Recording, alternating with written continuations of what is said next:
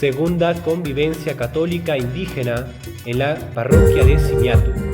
Llegaron más de lo esperado.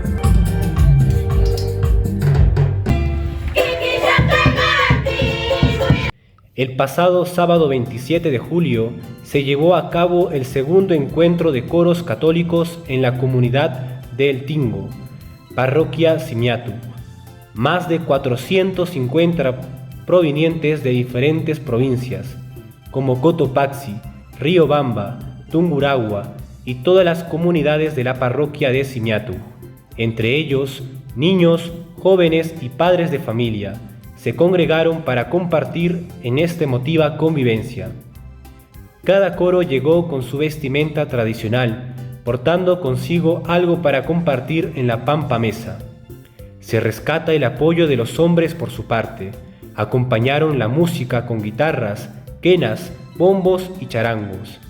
También se valora la dedicación de muchas personas que provenientes de diversas comunidades y provincias invirtieron sus propios recursos en contratar buses y camionetas para asistir. Refleja su compromiso y amor por Jesús y su fe. ¡Causacho Jesús! ¡Causacho Iglesia Católica!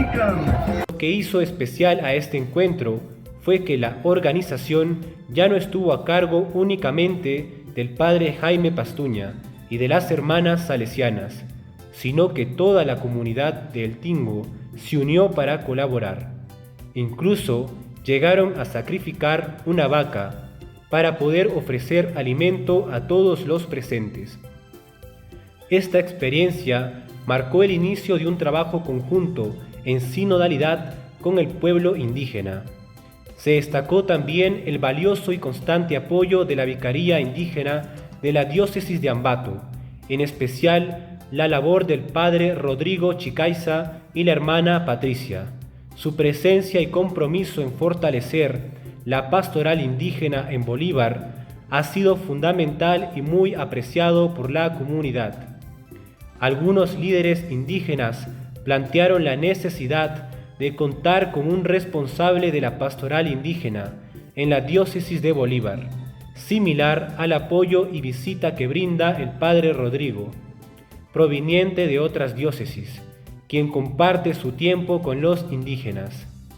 Que estos encuentros continúen fortaleciendo la comunión y la fraternidad entre los pueblos indígenas y la comunidad católica en su conjunto.